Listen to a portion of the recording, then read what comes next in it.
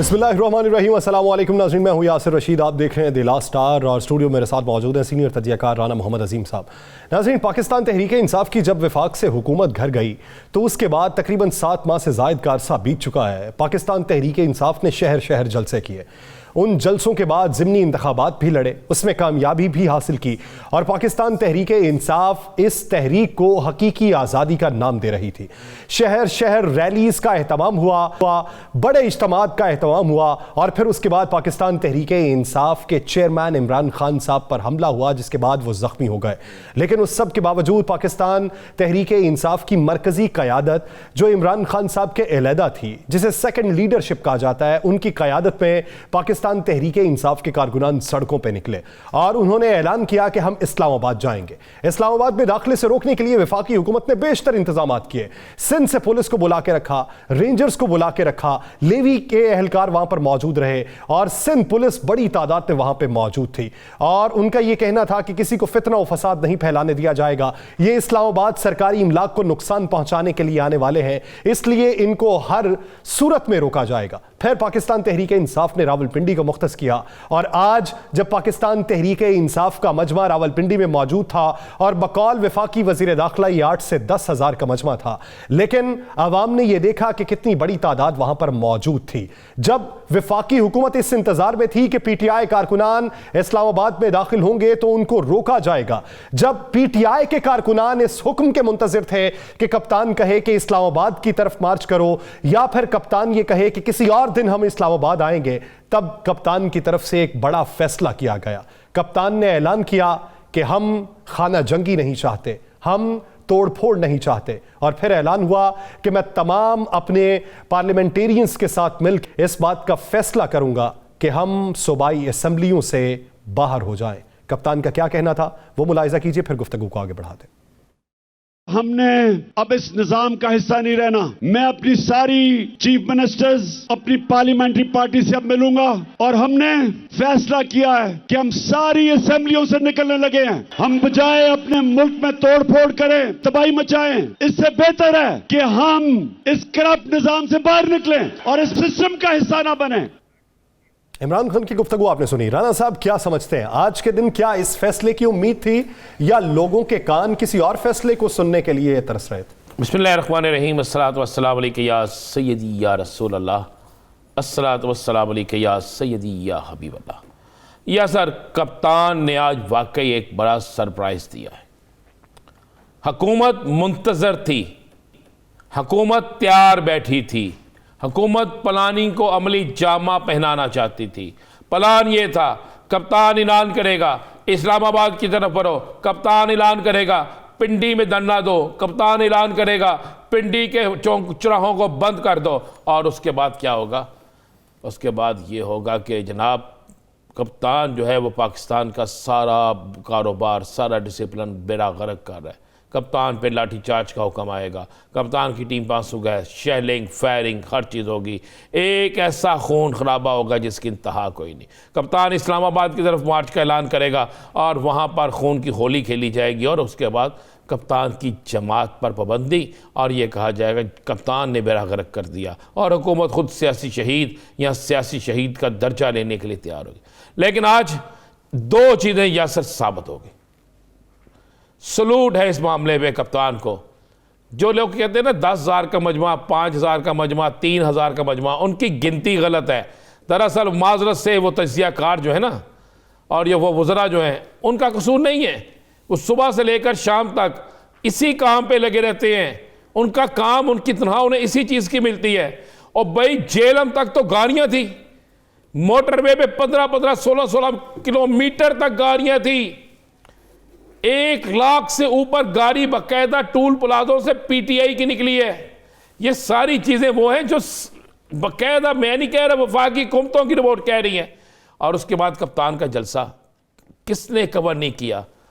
किसने नहीं कवर किया? आप ड्रोन से दिखा ले, आप वैसे ही दिखा ले यार, बेइंतहा, इंतहा तो छोटा लफ्ज़ है, उससे भी आगे। लेकिन उसने खून खराबा नहीं किया। वो चाहता तो आज वो सारे मकसद हासिल कर सकता था जिसके लिए वो आया था। उसने इनकार कर दिया, उसने समझा दिया, पूरी कौम को पैगाम दे दिया कि हम करप्ट सिस्टम का हिस्सा नहीं, इक़्तिदार हमारा मकसद नहीं है, इस मुल्क को बचाना हमारा मकसद है, इक़्तिदार हमारा मकसद नहीं है। इस मुल्क की मुआशी सूरत बेहतर करना हमारा मकसद है। इक़्तिदार कभी भी हमारी जो ख्वाहिश नहीं थी, मुल्क को बचाना हमारी ख्वाहिश है। देखो आज कप्तान ने कमाल कर दिया है। अब मुझे बताएं, वो राना सनाउल्लाह साहब, अता तारड़ साहब, मरियम औरंगजेब साहब, मरियम नवाज शरीफ साहिबा जो कहती थी ये अपने सूबों से इस्तीफा दें, हम इलेक्शन की तरफ जाती है, यही कहते थे ना। आज क्या हुआ? आज राना साहब कह रहे हैं जनाब निजी टीवी के प्रोग्राम में, जनाब ये फौरी तौर पर आए और आके हम अदम एतमाद की तहरीक ले आएंगे। अब चले हो तुम यही, इसको यही नहीं पता, मैं पंजाबी कहते चले तो नहीं पता अदम एतमाद की तहरीक कितों ले आओगे, इजलास जारी है। इनको ये पता ही नहीं है, इनके पास आइन में क्या है पता ही नहीं है। कप्तान लाहौर पहुंच गया है, कल कप्तान ने इजलास बुला लिया है और देखें सलूट है चौधरी परवेज लाई को, मोनस लाई को। उन्होंने कहा कप्तान की इमानत है, कप्तान जिस वक्त कहेगा असम्बली तोड़ देंगे, छोड़ देंगे वजारत उज़्मा, हमें नहीं चाहिए वजारत उज़्मा, वजारत आला सॉरी हमें नहीं चाहिए, कह दिया मोनस लाई ने, कह दिया परवेज लाई ने।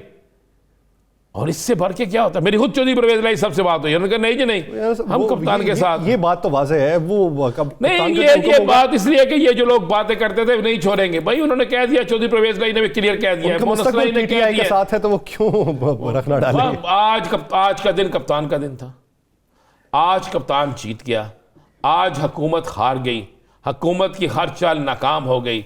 आज एक चीज साबित हो गई असर, बिल्कुल साबित हो गई कि कप्तान मुल्क में अदम इस्तेहकाम नहीं चाहता, कप्तान मुल्क में खून खराबा नहीं चाहता। राना साहब, दो बेहतरीन फैसले हैं, दो बड़े फैसले हैं। यानी एक उम्मीद ये जाहिर किया जाना कि समरी जब जाएगी तो सदर मुमलिकत के जरिए रखना डालने की कोशिश करेंगे। दूसरा ये कि इस्लामाबाद ये आना चाहते हैं, वहां पे तोड़ फोड़ करेंगे, और रावलपिंडी का मकसद ये कि वहां पे एक बड़ी तकरीब को सबूताज करना चाहते हैं। अब इसमें इससे बड़ा फैसला एक बतौर अपोजिशन पार्टी का रहनुमा होने का, ये ना तो हुकूमत ये सोच रही थी, ना ही ये तमाम तजियाकार और हम लोग ये राय रखते थे कि इस तरीके का फैसला। ये हुकूमत नहीं सोच रही थी और पेड तजियाकार भी नहीं सोच रहे थे। मैंने कल के उनके वीलॉग और उनके सारा कुछ सुना, तो बात यह है कि कप्तान ने तो हमेशा वो फैसला किया जो कुछ सोच नहीं सकता। शार तो वही मारता है ना कि जो कुछ सोच नहीं सकता।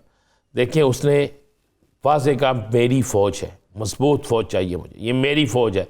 और उन्होंने कहा जनाब अफवाज पाकिस्तान देखे कहाँ पे क्या कौन गलत कर रहा है। दूसरा उसने इक़्तिदार को ठोकर मारी। ज़रा माजी में चले जाए ना, जब किसी मुस्लिम लीग नून का इक़्तिदार जाता है तो सुप्रीम कोर्ट पर हमला हो जाता है, याद है आपको? याद है ना आपको? जी जी। नाहल किया करार दिया जाता है उससे कोर्ट से, सुप्रीम कोर्ट से, तो लाहौर से लेकर इस्लामाबाद से लेकर लाहौर तक जीटी रोड मार्च होता है। जब आपकी हुकूमत ख़त्म होती है तो आप अदारों पे हमला करते हैं। लाहौर में आपको याद है पंजाब असम्बली में अरकान असम्बली को उठा के बाहर फेंका गया, अरकान असम्बली पर FIR दर्ज की गई। मोहम्मद खान भट्टी जो असम्बली में मौजूद हैं, इन पर वो FIR बनाई गई जिस इलाके में कभी गए नहीं थे। तो ये तो नहीं कप्तान ने किया, कप्तान ने आज इनको और बहुत से लोगों को जवाब दे दिया। अब मुझे बताएं, जो लोग कहते थे जनाब ठीक है हम इलेक्शन के लिए तैयार हैं, ये सबसे पहले पंजाब असम्बली KPK असम्बली तो रहे छोड़े उसे, हम आए ना, अब क्यों भाग रहे हैं? इसका मतलब है इनका मकसद इक़्तिदार है, इनका मकसद अपने मुकदमात ख़त्म करना है, इनका मकसद पाकिस्तान की मुआशी सूरत-ए-हाल का बेड़ा गर्क करना है। आपके पास क्या रह गया है मुझे बताएं, इस वक्त क्या सूरत-ए-हाल है? आपको आने वाले दिनों में पेट्रोल की किल्लत आने वाली है। मैं हल्फन कहता हूँ, मुझे रात को एक शख्स ने कहा, उसने कहा राना साहब जिस किसी अजीज के पैसे बैंक में पड़े उसे को पैसे निकलवा ले, 5000 से ज्यादा विड्रॉल नहीं हो सकता, विड्रॉल नहीं हो सकता, फिर ये होने वाला है। यहां तक बातें हो रही हैं, किधर जाएंगे आप भाई? हालात इतने अच्छे नहीं हैं, ये हालात अल्लाह माफ करे जिस तरफ जा रहे हैं कोई सोच नहीं सकता। वो शख्स ने इक़्तिदार नहीं लिया, उस शख्स ने लालच नहीं की। आज मुझे बताएं, खुदा की कसम, उसका चेहरा देखा आपने जब वो चल के आ रहा था? तकलीफ थी, शदीद पेन थी, उसके बावजूद वो आ रहा था। उसको क्या था यार, वो दुनिया का बेहतरीन पैसे कमाने वाला शख्स है, जितने चाहे पैसे कमा ले। लाहौर पहुंच गए। हाँ साहब, मीटिंग जो है सुबह भी बुला ली है, अभी भी मीटिंग होने वाली है। और मैं आपको एक और ख़बर दे दूं, खान साहब जिस वक्त पहुंचे हैं, खान साहब को उसी वक्त जिस जगह ठहरे हैं एक अहम तरीन पैगाम दिया गया। खान साहब ने उस पैगाम के जवाब में यही कहा जो अब कहा है। उन्होंने कहा जनाब इक़्तिदार अजीज़ नहीं मुझे, ना मैं इक़्तिदार के लिए आया हूँ। हुकूमत कोई भी करे, हमें सिस्टम को दुरुस्त करना है। ये इलेक्शन की डेट मिल जाएगी आपको। राणा साहब उम्मीद मैं आपको कह दूं इलेक्शन की डेट मिल जाएगी। दूसरी बात, जीबी से भी छोड़ेंगे? सब जगह से छोड़ेंगे, सही, सब जगह से छोड़ेंगे। मैं आपको एक तो कप्तान की टीम, कप्तान और कप्तान का साथ इतने मुश्किल हालात में किसी ने नहीं छोड़ा। जिसने छोड़ा वो जीरो हो गया। कोई मुझे एक बंदा बता दो जिसने कप्तान का साथ छोड़ा है वो हीरो हो गया। हीरो से जीरो हो गया। कप्तान असेंबलियों से इस्तीफे देगा, उसके बाद क्या आईनी पोजीशन रह जाएगी इनके पास? ठहर जाए 10 दिसंबर तक। 10 दिसंबर के बाद लोगों ने इनके खिलाफ खुद जुलूस निकालने हैं। ये मैं पेशन गोई कर रहा हूं आपको। इनकी गलत हिकमत अमली के तहत, इनके जाती मफादात हासिल करने के तहत इन्होंने अब आज के दिन तक कोई एक काम मुझे बता दे जो इन्होंने किया है। कोई एक काम जिससे पाकिस्तान की माशत बेहतर हुई हो। यार खुदा की कसम यासर साहब, हमारे चैनल नहीं रहा रहे, जाके देखें सलाम जदगान का क्या हाल है। किसी का घर नहीं बना, बच्चे सर्दी से मर रहे हैं। रोजाना कई बच्चों को दफनाया जा रहा है जो सर्दी से मर रहे हैं, जिनके पास रजाइयां नहीं है। खा गया पैसे, लोग ले गए फंड। इतने फंड पाकिस्तान को मिले, किस जगह लगे? कोई टीवी चैनल ये अब जहमत नहीं गुआरा कर रहा कि सलाम जदगान के इलाके में जाए। कोई सियासतदान कोई नहीं जाता वहां पे। हमें उनको सराहना चाहिए जिन एनजीओस ने काम किया है, जिन एनजीओस ने घर बनाए। उनका काम था, ये उनका काम नहीं था। नहीं काम, जिसका काम है, जिन्होंने किया, जिनकी हुकूमतें हैं, वो क्यों नहीं जा रहे? वो सियासतदान क्यों नहीं बात कर रहे? वो बड़े चैंपियन टीवियों में बैठे जो एंकर्स हैं, वो क्यों नहीं बात कर रहे? जाके हालात तो देखें क्या है। इस सर्दी में आप और मैं कंबल के बगैर सो सकते हैं? वहां पे चादर भी नहीं है। वहां पे खाने, पहले भूख से मर रहे थे, अब सर्दी से मर रहे हैं। बच्चों के सरों में जख्म हो गए हैं मच्छरों के काटने से। ये आलम है। पीने का साफ पानी भी नहीं है ना वहां पे। पानी तो दूर की बात है ना। मैं तो बता रहा हूं को ये कुछ भी नहीं है। और ये सियासतदान जो है वो अपने इक़्तिदार को बचाने के लिए अपने मज़े लूट रहे हैं। अभी कोई आ जाएगा टीवी पे, सियासतदान कुछ बात करेगा, कुछ घंटे बाद आके कुछ बात करेगा। किसी ने मुझे पिछले 2 माह में बता दी उसकी तरफ तवज्जो दी है? क्या आपको पता है कि आपके पास इतने पैसे हैं क्या आप अगले 3 माह के लिए पेट्रोल खरीद सके? अगर आप खरीदेंगे तो कितने सूद पे लेंगे आप? वो पैसे कहाँ से आएंगे? वो बिल किस बिल की मद में आएंगे? वो हमें हमारी जेबों से किस तरह बाहर निकलेंगे? आपसे अच्छे तो अफगानिस्तान के लोग हैं। उन्होंने अपने जाहिर आपसे ज्यादा कर लिए हैं, क्योंकि वहां पे करप्शन पे सजा है, वहां पर अयाशियां नहीं है, वहां पर दुनिया के महंगे तरीन होटल में सैरो तफरी के लिए जनाब आपके साबिक वजीर आजम जाके नहीं ठहरते। आज पूरी तकरीर सुनते रहे हैं, जहां बैठ के सुनते रहे हैं स्विट्जरलैंड के जिस इलाके में, मेरे पास वो नाम भी मौजूद हैं। क्या करते हैं आप आज कप्तान जीत गया है, ये जितना मर्जी टीवी पे बैठ के करे। मुझे तो अफसोस हो रहा है कमरुज़्मान कायरा साहब का। वो कहते हैं में इत्मीनान की हम तहरीक पेश कर देंगे, असेंबली नहीं तोड़ सकेंगे। क्या आपको असेंबली से है भाई?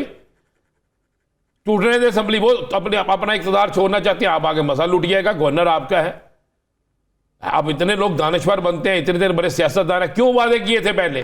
क्यों ऐलान किए थे? क्या नहीं इन्होंने ऐलान किए? किसी टीवी पे ऐलान किए थे? जाके जलसा करके दिखाएं कप्तान के मुकाबले में। किसी एक हल्के में इलेक्शन जीत के दिखाएं कप्तान के मुकाबले में। आप सिंध में इलेक्शन एक हल्के में जीत के समझते हैं, जीत के पंजाब में क्या होता है आपको, बाकी हल्कों में क्या होता है? शाह महमूद कुरैशी की बेटी का इलेक्शन नहीं था, वो कप्तान था जिसने हर जगह खड़े होकर आपके पीडीएम को शिकस्त दी।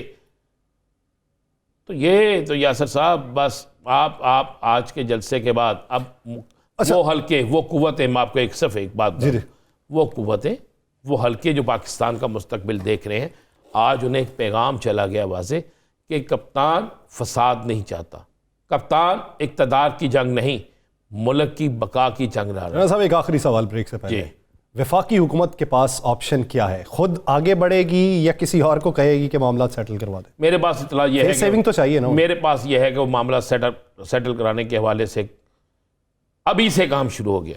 बज़ाहिर जिन लोगों ने काम शुरू करना था उन्होंने शुरू कर दिया है। ये जो टीवी पे आके बोल रहे हैं ना, इनके बेचारों के नोटिस में भी नहीं है, ना इनसे किसी ने पूछना है, ना इनको किसी ने बताना है। इसके अलावा अब हुकूमत के पास ऑप्शन कोई नहीं है।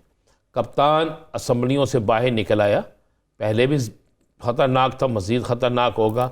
ये अवाम को ना पहले डिलीवर कर सकें ना बाद में डिलीवर कर सकेंगे। तो 9 बाद इलेक्शन हो, सितंबर में इलेक्शन हो, मार्च अप्रैल में इलेक्शन हो, इलेक्शन होने हैं और कप्तान ने ही इलेक्शन जीतना है। इलेक्शन होने और पाकिस्तान तहरीक इंसाफ की ही उसमें दिखाई देती है। अब ये हुकूमत के पास मौका है कि हुकूमत अपनी फेस सेविंग के लिए कौन सा इकदाम उठाती है। नाज़रीन, इसी मंजर में मजीद भी बात करेंगे, लेकिन एक शॉर्ट ब्रेक के बाद कहीं नहीं जाएगा। Stay with us.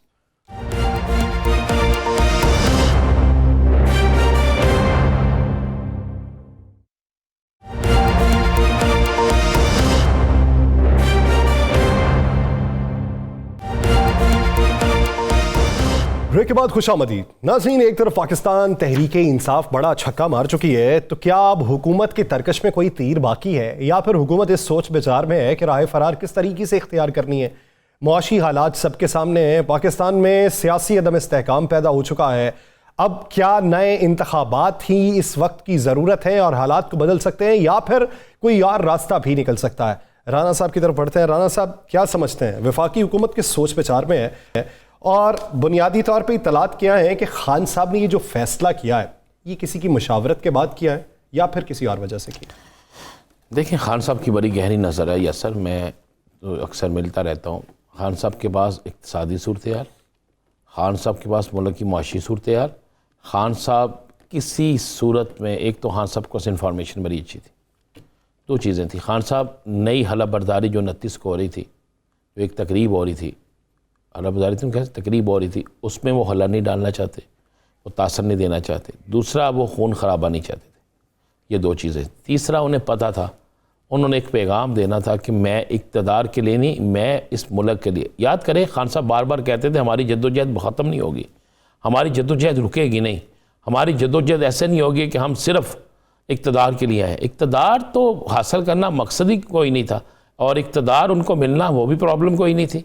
लेकिन आज ऐसा छक्का मारा है, उस छक्के के बाद हुकूमत जो है वो एक ही दिन में, हुकूमत जो है वो इस वक्त सोग की हालत में है और सख्ते की हालत में है। वो सोच नहीं सकते कि उनके साथ हुआ क्या है। जहाँ से सोच ख़त्म होती है ना, वो है। आपको पता है, जिस वक्त खान साहब तकरीर फरमा रहे थे, उस वक्त PDM का बाकायदा इजलास चल रहा था, और PDM का ऑनलाइन इजलास जो था, उसमें वो कह रहे थे खान साहब ऐलान करेंगे इस्लामाबाद की तरफ। उसी वक्त जो है 2-3 प्रेस कॉन्फ्रेंसें अचानक शुरू होंगी, और प्रेस कॉन्फ्रेंसें शुरू होते ही जो है अलर्ट वहाँ पे जारी हो चुका था। हज़ारों की तादाद में पुलिस वाले बेचारे वहाँ मौजूद थे, आंसू गैस, शेलिंग, हर चीज़ वहाँ पे मौजूद थी। जहन में था, इनके नक्शा बन चुका था। यहाँ आपको मैं जेन्युइन कह रहा हूँ, तैयारी हो चुकी थी।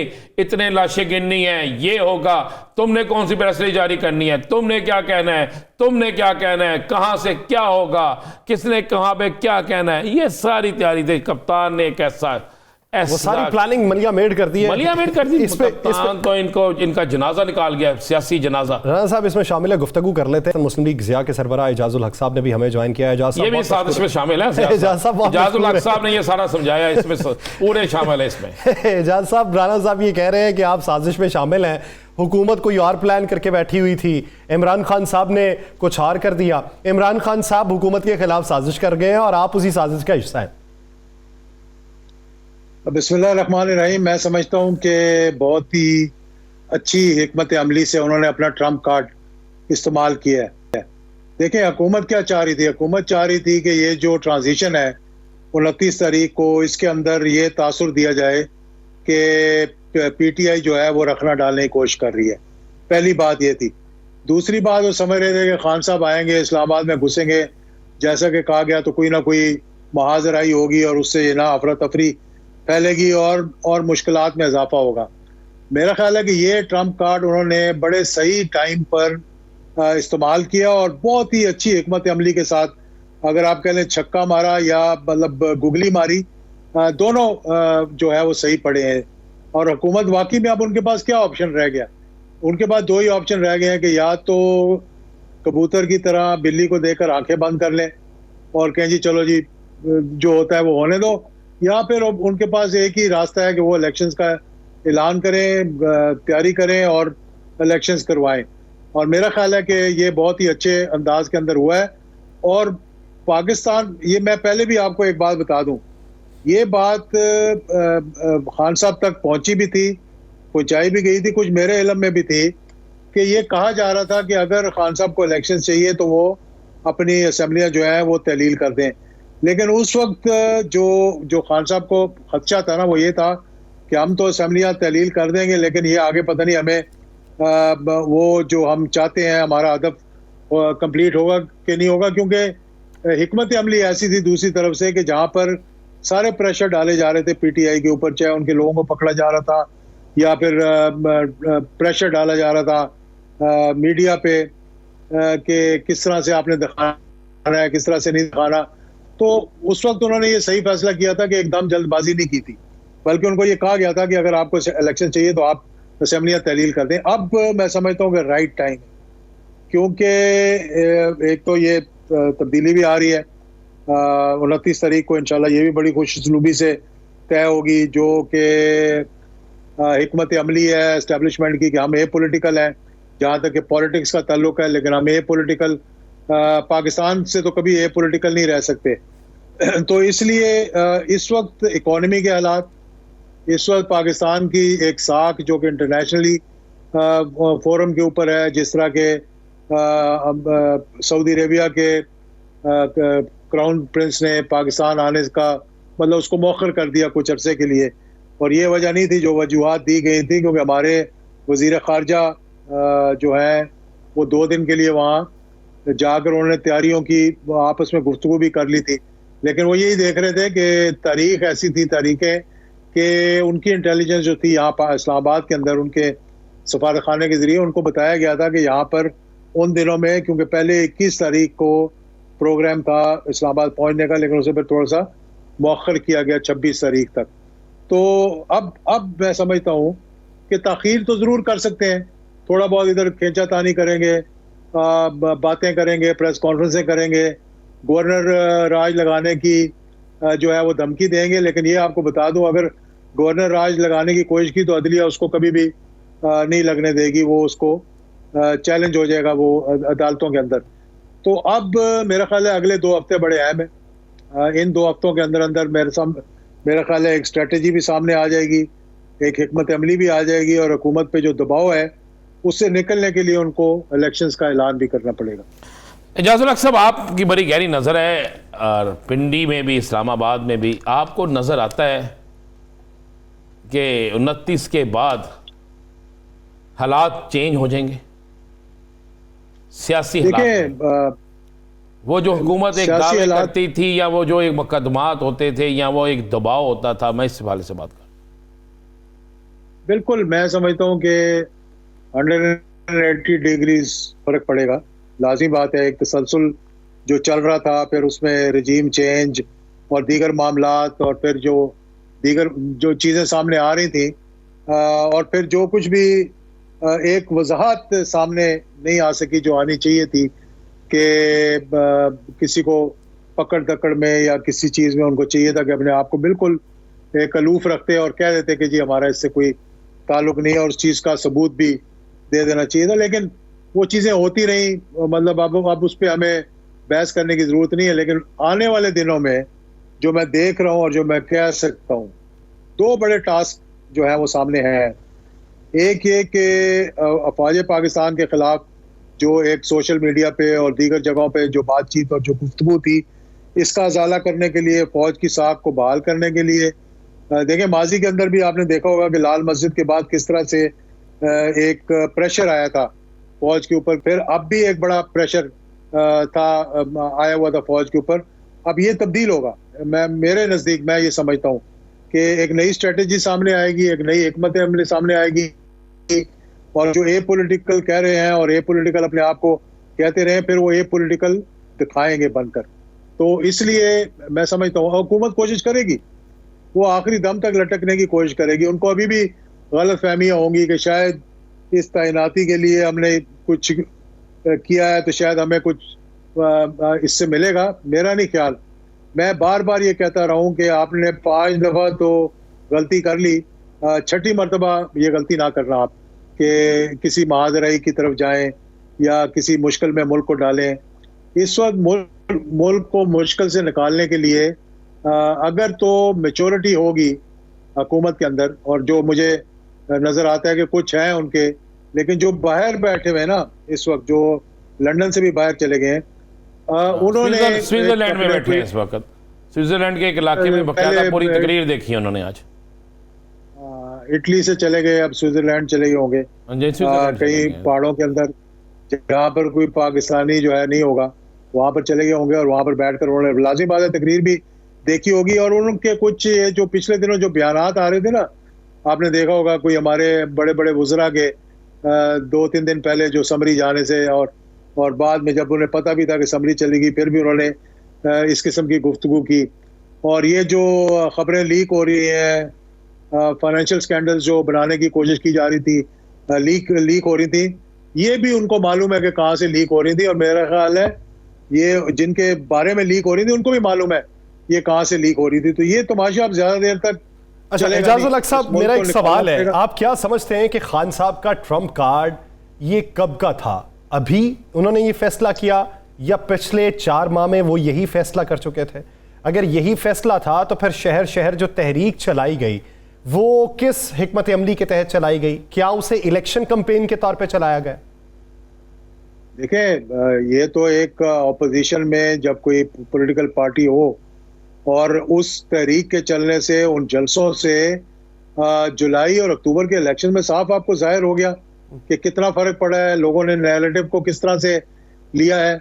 और उसके बाद अब जिस मौके पर उन्होंने ये किया है, तो मैं समझता हूँ कि उनका वोट बैंक जो है वो मजीद बढ़ेगा अब। और हुकूमत की यही परेशानी है क्योंकि उनको मालूम है कि और एक और बात भी जो बड़ी बहस की जा रही है ना कि शायद इनके लोग इनको छोड़कर चले जाएंगे।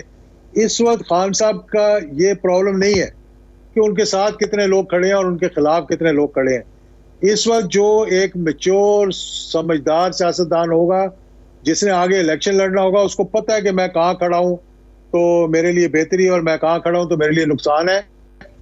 और सबसे ज्यादा इस बात को समझने में मेरा ख्याल है कि जो अभी मोहन सलाई का बयान आया है या ट्वीट आया है उसने बिल्कुल वो चीज़ वाजे करके बता दी है कि जनाब आप जो शर्तें लगा कर बैठे हैं कि शायद हम आगे पीछे हो जाएंगे, हमने आगे पीछे नहीं होना, हम खान साहब के साथ खड़े हैं। और ये बहुत बड़ी बात है मेरे नज़दीक जो उन्होंने इस वक्त एक पैगाम दे दिया है, क्योंकि कहा जा रहा था कि कुछ पैसे लेकर कुछ लोग पहुंच गए हैं पंजाब में, कोशिश करेंगे हुकूमत को उलटने की। मेरा नहीं ख्याल कि ये 3-4 दिन साहब वो तो 5-6 रिपोर्टर्स को फीड किया जाता है, फीड करने के बाद अचानक वो खबर चला दी जाती है और फिर ये सारा सिलसिला चलता है। मुझे बताएं, पैसे लेकर पहुंच गए भाई, आपको सुप्रीम कोर्ट का फैसला क्या ये लोग भूल गए हैं? एक फैसला है ना, किस तरह पहुंचेंगे, क्या करेंगे? और दूसरा, इनको ये इल्म नहीं है, अक्ल भी नहीं है कि इजलास जारी है पंजाब का, जारी इजलास में अदम एतमाद की तहरीक पेश नहीं होती, जारी इजलास में तोड़ फोड़ नहीं होती। पता नहीं एजाजुल हक साहब, मैं तो आज से और कल से कई तजियाकारों को सुन के थक गया हूँ कि हम तो उनसे सीखने आए थे, लेकिन लगता है कि कुछ अब उनको सिखाई तो रहे राजा साहब, आपको सिखाई तो रहे, कुछ उनको बुक्स भेजनी पड़ेगी कि यार भी पढ़ लो। तो जज साहब, आज के जलसा तो आपने देखा, आप तो शहर में थे, इतना बड़ा जलसा मैंने तो पहले नहीं देखा। अब खान साहब जलसे जुलूसों का रूट जारी रखेंगे या आप समझते हैं कि खान साहब अब कुछ अरसे के लिए खामोश रहेंगे? मेरा ख्याल है कुछ दिन देंगे हुकूमत को और ये सारी चीजें सेटल होने में कोई 8-10 दिन 12 दिन लगेंगे। और मेरा ख्याल है इन 10-12 दिन बड़े अहम है पाकिस्तान के लिए, पाकिस्तान की बेहतरी के लिए, पाकिस्तान की खुद मुख्तारी के लिए और पाकिस्तान को सही डगर पे डालने के लिए।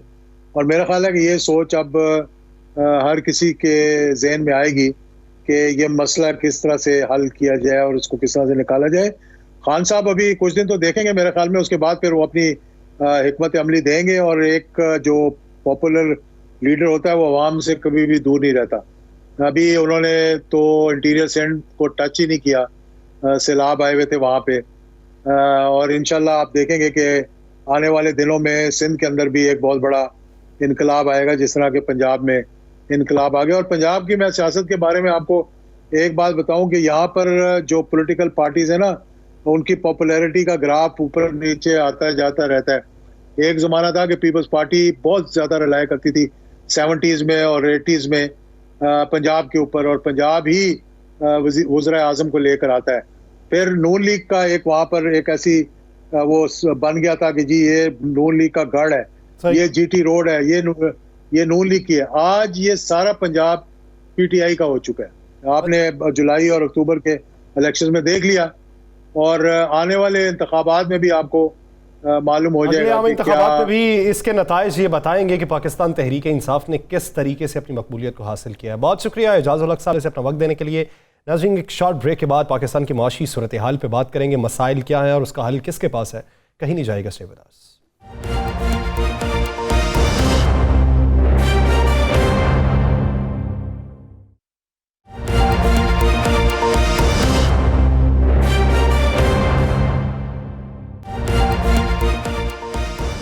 ब्रेक के बाद खुशामदीद। नाज़रीन, मुल्क में मुआशी सूरत हाल क्या है आप इसका बखूबी इदराक रखते हैं, लेकिन कुछ चीज़ें आपके सामने हैं, कुछ चीज़ें अभी पसे पर्दा हैं जो सामने खुल के आना शुरू हुई हैं, जिससे हमें मुआशी हिजानी कैफियत मुस्तकबिल में दिखाई दे रही है। पाकिस्तान के अंदर एक तो मुआशी गिराफ जो है वो गिरता जा रहा है, महंगाई में रोज़ बरोज़ इजाफा हो रहा है, परेशानियां मजीद लाहक हो रही हैं। तो अब की बार एक बड़ा जो बहरान पैदा होने जा रहा है, उस बहरान की खबर यह है कि हुकूमती पॉलिसी साजों की अदम तवज्जो के बायस सोयाबीन के जो बीज हैं वो या तो कराची पोर्ट पे फंसे हुए हैं या पाइपलाइन के अंदर है। 7 टन तक ये मैट्रिक टन का ये मामला है जो अभी तक ज़ेरे इल्तवा पड़ा हुआ है। जहाज मौजूद है लेकिन क्लियरेंस नहीं मिल रही। अब इसके अंदर मुख्तलिफ डिपार्टमेंट्स मौजूद हैं और उनके मुख्तलिफ हीले बहाने हैं। इन बीजेस के पाकिस्तान में ना आने के बावजूद पाकिस्तान में सूरत हाल क्या होगी, आइंदा का मंजरनामा क्या होगा। अलार्मिंग सिचुएशन इस हद तक बढ़ जाएगी कि आपकी पोल्ट्री की सनत तबाह होने के दहाने पे है। उसके साथ साथ जो गाय को चारा दिया जाता है उसमें भी इसका इस्तेमाल होता है। अगर वो भी ना हो सका, नए चूजों की पैदावार भी ना हो सकी, तो पाकिस्तान में किस हद तक सूरत हाल जाएगी। फिर कैनोला ऑयल के मसाइल पैदा हो जाएंगे अगर ये बीज पाकिस्तान में ना आ सके। सनत इस वक्त तबाही के दहाने पे है, लेकिन फैसला कौन कर रहा है, इसके पीछे कौन लोग हैं, मुआशी तबाही का जिम्मेदार कौन है। ये रोज आके वफाकी वज़रा हमें ये बता जाते हैं कि पाकिस्तान में कोई मुआशी मसला नहीं है, तो फिर हमें यह भी बता दीजिए कि इनके पीछे कौन से मुहर्रिकात हैं, किन वजूहात की बुनियाद के ऊपर ऐसी चीजों को आपने रोक रखा है। एक तरफ आप एलसी खोलने की बातें करते हैं तो दूसरी तरफ इस तरह के इकदाम भी दिखाई देते हैं। राना साहब की तरफ बढ़ते हैं। राना साहब, मुआशी सूरत हाल को देखते हुए और ये सोयाबीन वाला जो मामला है, मुख्तलिफ टीवी चैनल्स के ऊपर इसके तज़किरे भी हो रहे हैं, लेकिन वफाकी हुकूमत के कान पे जूं तक नहीं रही। क्यों रिनके भाई? वो अपने मुकदमात ख़त्म करने आए हैं, वो इस मुल्क से पैसा ले जाने आए हैं, इस मुल्क को पैसा देने नहीं आए। आपके यहाँ पे मुर्गियों की फीड नायाब, आगे आपको ये जो है चिकन है ना, ये मिलेगा आपको 600 रुपये किलो। आपको सब मिलेगा भी नहीं, मैं कहना अगर जो मिलेगा वो 600 रुपये किलो मिलेगा कम अज़ कम। उसके बाद उर्दनी तेल, ये जो आप घर में इस्तेमाल करते हैं, इसकी ऐसी किल्लत पैदा होने जा रही है कि आप इसे 1000 रुपया भी ढूंढेंगे नहीं मिलेगा, क्योंकि जब है ही नहीं एक चीज़। उसके बाद आप बाकी ले लें, जो वंडा तैयार होता है जिसे आप गाय भैंस का कहते हैं, उसमें जो चीज़ें इस्तेमाल होती है वो नहीं है। जब एक चीज़ मौजूद है, खरी है डाईपोर्ट पे, क्लियर नहीं कर रही है, एलसी ये नहीं खो रहे।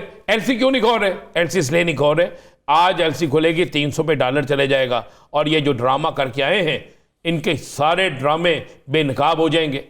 122-2300 रुपए का डॉलर अनाउंस करते हैं, मुझे 150 का, 222-23 का, मुझे 260 का लेके दिखा दिया, आप नहीं मिल रहा।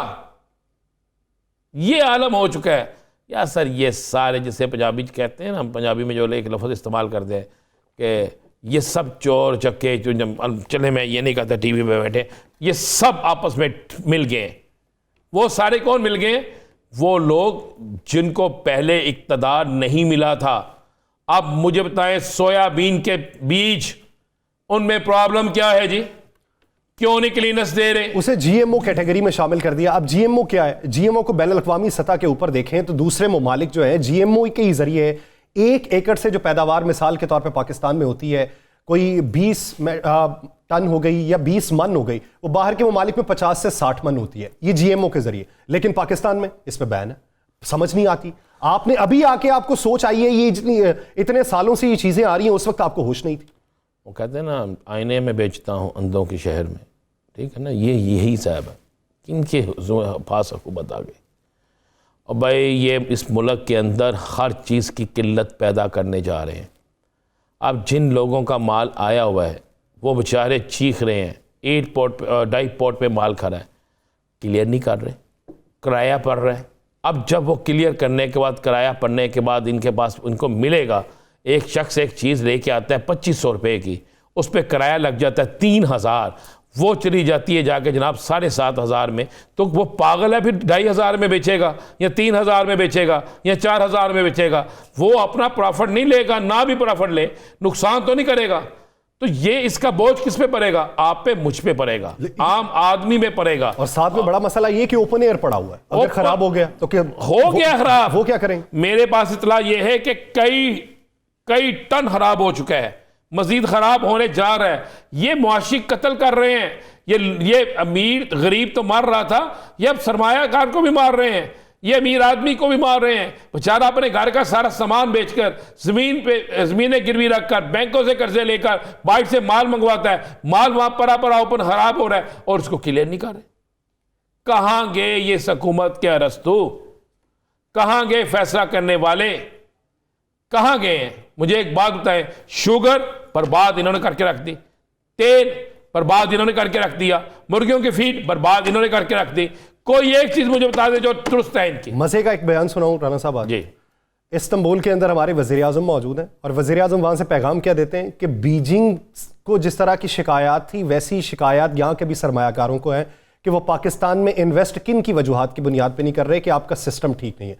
आप बाहर वालों की फिक्र कर रहे हैं, जो पाकिस्तान में सरमायाकार मौजूद है उसका तो आपने गला दबा के रखा हुआ है, उनके लिए तो इकदाम नहीं कर रहे, तो बाहर वालों को क्या पैगाम देंगे आप? भाई आपको कमीशन नहीं मिलनी, बाहर से क्या मुआहदा तय करके आने? यहाँ पे कमीशन नहीं होती, फिर बाहर वालों का हाँ फिर होती है। भाई बड़े ना जुबान खुलाएं मेरी।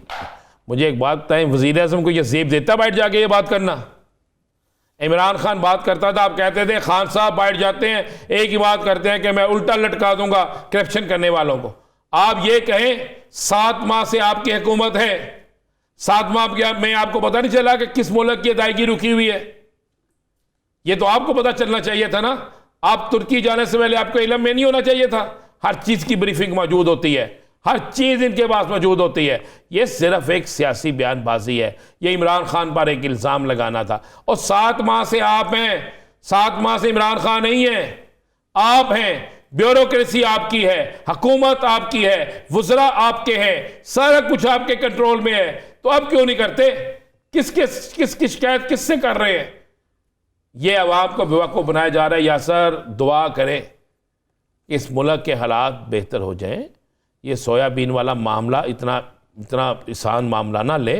इस हुकूमत को समझना चाहिए कौन सी हंडिया ऐसी है जो तेल के बगैर या घी के बगैर तैयार होती है। अगर इस मुल्क से पोल्ट्री की सनत ख़त्म हो गई, इस मुल्क से ये ऑयल की सनत ख़त्म हो गई, अगर इस मुल्क से जो वंडा है, जो गाय भैंस को जाता है, उसमें डालने वाली चीज़ें नायाब हो गई, तो कहाँ जाएंगे? इस मुल्क का हाल क्या होगा? फिर लोग छीना छानी पे आ जाएंगे, लोग एक दूसरे से लड़ने पे आ जाएंगे। लेकिन इनको क्या, इनको इससे गर्जी कोई नहीं है। ये तो बस बैठे हैं। क्या किसी वजीर ने इसका जिक्र किया? कौन वजीर है इसका? उसने जिक्र किया? वजारत खुराक के अंडर आता है। तो वजारत खुराक की कमेटी, उन्होंने कमेटी तश्कील दी, कमेटी ने मीटिंग्स कर ली, बहुत से इजलास कर लिए, लेकिन फैसला अभी तक ना कर सके। जहाज़ों की क्लियरेंस के पैसे भी जा चुके, तमाम चीज़ें जा चुकी, लेकिन अभी तक फैसला नहीं हो रहा कि ये जारी कर दें या पड़ा रहने ख़राब कर दें। ये तो उसी तरह की मामला हो गया कि जब सैलाब की सूरत हाल थी तो बहुत से डीसीज को कहा गया कि ये गंदुम बांट दें, उन्होंने कहा जी नहीं बांटेंगे, पड़ी सैलाब में ख़राब करवा ली, अवाम तक उसका हक नहीं पहुंचा। दो काम है जो ये गवर्नमेंट कर रही है। एक, इमरान खान के ख़िलाफ़ कौन से मुकदमा दर्ज करने, किस तरह उसको नुकसान पहुँचाना है, किस तरह उसके ख़िलाफ़ साजिश करनी है। दूसरा, अपने मुकदमात किस तरह ख़त्म करने हैं, अपने मुकदमात में किस तरह रिलीफ लेना है और किस तरीके से रिलीफ लेने के बाद क्या क्या फ़ायदा लेना है। और तीसरा, फिर सब लोग जो हैं मज़े कर रहे हैं, अपने अपने टूर कर रहे हैं, मौज मस्ती लगी हुई है, एक के साथ पूरा जत्था चला जाता है, टूर्स होते हैं, वहाँ जाके मौज मस्ती लगी जाती है, करते हैं, ये हो रहा है, ये तो आपका हिसाब है, ये तो आपके साथ हो रहा है। तो जब आपके साथ ऐसे मामला हो रहे हो तो फिर इस मुल्क का अल्लाह ही हाफ़िज़ है ना, अल्लाह ताला की ज़ात ने इस मुल्क को बचाया हुआ है। अब तो हमें सारी उम्मीदें हैं इस मुल्क के नए सिपा सलार पे कि वो ज़रूर देखें। मैं नहीं कहता वो सियासत पे अमल दे, हम कभी भी नहीं कहते, लेकिन ये तो देखना होगा ना, ये मुल्क होगा तो सारा कुछ है ना, इस मुल्क की इक़्तिसादी सूरत हाल है तो सारा कुछ है ना। अब तो वो बचा सकते हैं, देखना होगा, देखना पड़ेगा, इसलिए कि मौजूदा हालात में जो सूरत हाल जा रही है, आइंदा आने वाले दिन लोग बैंकों से इस तरह पैसे निकलवा रहे हैं या सर आप सोच नहीं सकते। और अगर ये फ़ज़ा कायम रही इसी तरह तो बैंकों का क्या हाल होगा। पाकिस्तान की मुआशी सूरत हाल का इदराक कर लीजिए, बसूरत दीगर हम तबाही के दहाने पे पहुंच चुके हैं। इस वक्त जो मौजूदा सूरत हाल है उसको देखते हुए खतरात लाहक होना शुरू हो चुके हैं। नाज़रीन, ऐन मुमकिन है कि जब ये सूरत हाल इस नहज पे पहुंच जाए कि ये सीड्स पड़े पड़े ख़राब हो जाएं तो फिर हुकूमत आके ये बयान दे दे कि मुर्गी का गोश्त नहीं खाना चाहिए, ये सेहत के लिए नुकसानदेह होता है।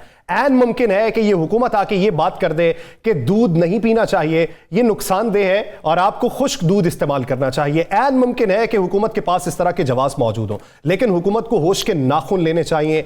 पाकिस्तान और पहले ये कौम हुकूमत का गोश्त खा जाएगी, इस तरह तंग और गुर्बत की मारी हुकूमत इनका गिरबान पकड़ेगी। फिर यासर साहब, हुकूमत होश के नाखून ले, बसूरत दीगर हालात बहुत बर्बादी की तरफ जा रहे हैं। नाज़रीन, मुझे और राना अजीम साहब को दीजिए, अपना बहुत सा ख्याल रखिएगा। प्रोग्राम का वक्त खत्म हुआ जाता है, अल्लाह ने के बाद।